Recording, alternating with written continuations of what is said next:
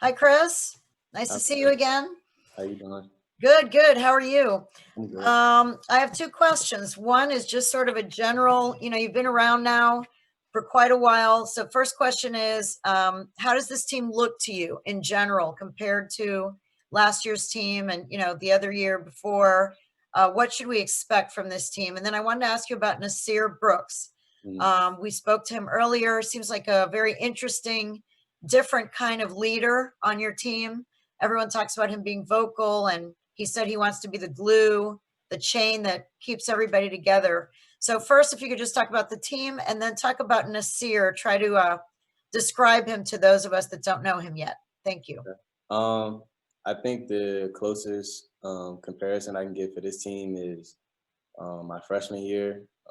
We got a lot of talented guys that can play a number of different positions, and we've been working on a couple of different things. So the offense might be a little different, but it's really just going to take some time just for us to gel together and really like the way we've been playing in practice is kind of different and reminds me of like how the Rockets play and how Toronto plays. So and then speaking on Nasir Brooks, as you said, you pretty much gave a background for what he is on the court and off the court. He's a very vocal guy.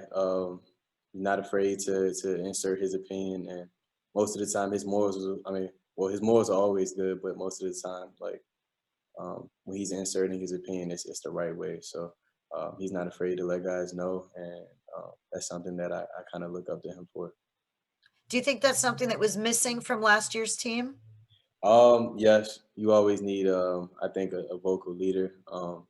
But when everybody's on the same page, and which I think we're getting to, I think that's what matters most. Not necessarily like vocal leadership, but if everybody in the organization is on the same page. Thank you. We go to Cal Friedman from UMTV now. Cal. How you doing, Chris? What's up, Cal? How you doing? Earlier today, Coach Laranega said this is the best basketball he's seen you play in practice. And this is your senior year. This is your last shot here at the University of Miami. What are you planning on doing to make sure you stand out this year? What was that last part? What are you trying to do to make sure you stand out this season? I'm not necessarily trying to stand out. I'm trying to win as many games as I can.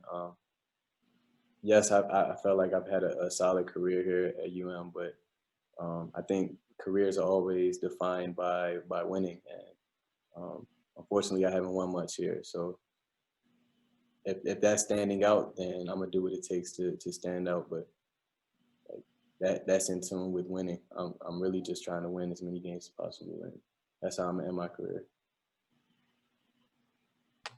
Go to Steve Wine now from the Associated Press. Steve. Hi, Chris. Coach Laranega was talking about how defense has been an issue the last couple of seasons. Do you feel like this will be a better team defensively, and if so, why? I think it will be a different team defensively, better too. I think we have solid rim protection in both Rod and Dang, and Nasir Brooks, who's Defensive Player of the Year in Cincinnati. So I think we definitely had a rim protection, but I think we also got guys that can guard a number of different positions. And one of the focal points that we've been picking up on in practice is picking up full court. And I think we have the agility and speed to do that. Up next, Wyatt Kopelman from the Miami Hurricane. Wyatt. Hey, Chris. Hope you've been well in preparing for the season. How would you describe Coach Laranaga's impact on you throughout this global pandemic, and how far do you think the team can compete in terms of the ACC this year?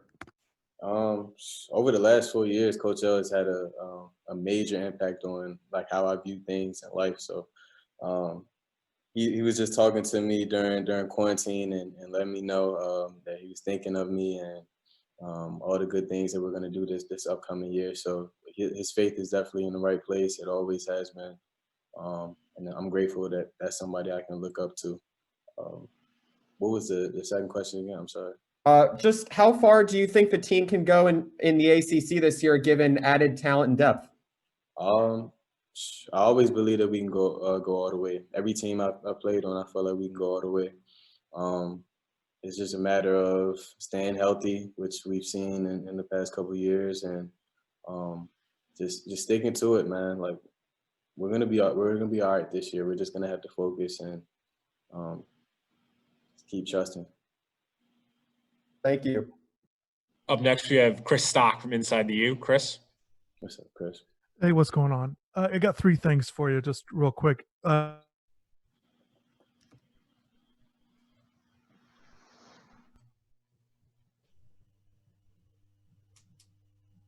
Chris, I think your mic cut out.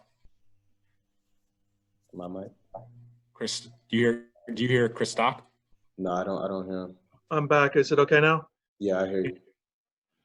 Okay, just three things, Chris. Your knee injury, just how are you doing with your knee? Also, you had a good relationship with DJ, just your relationship with Isaiah and Harlan, how that's been going, developing that even more. And then the third thing, Washington, D.C., being from that area, there's guys coming through this program from that area. Just your thoughts on maybe the impact you've made and why guys are intrigued to this program from there. For me, I always wanted to go to Miami. It was one of my three choices from seeing Shane Larkin play here, and I felt that I could come in and fill in that kind of same role. But I guess like once you go somewhere and maybe like other kids that see you are having success, like that's what kind of starts that bridge between maybe DC and Miami. So I think that's where it came from. I'm glad Earl's here. Definitely another like to have another guy from your area. It's cool. So what was the second question? I'm sorry. How's your knee doing? And then also the relationship between you, Isaiah, and Harlan, how that's been going. Relationship between me, H, and Zay has been there from day one. I feel like they look up to me. They ask me a lot of questions.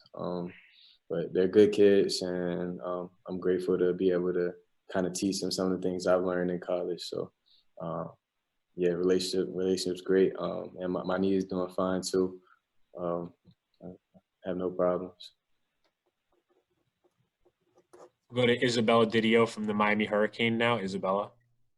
Hi, Chris. Not entirely a basketball related question, but I know you saw the Instagram post on the Miami Hurricanes account with the football players wearing the Black Lives Matter shirts. I saw you commented on it. Yeah. And I know the comments were like pretty hateful. I'm just wondering like how that makes you feel like seeing that from UM fans. And you know, if you guys like talk about that as a team. I didn't really it wasn't really hateful for me. Well, some of them were, but it was more so just like the fact that like these might be some of the people that you're playing in front of, and I get that you don't want to intertwine sports and politics. I don't really like doing that either, but at the same time, like what other message are we getting out there? Because the same thing keeps happening. So just for people to respond like that, like they get no benefit from it. So I don't understand why they're responding like that. But it was tough to read and made me kind of rethink some things. Thank you.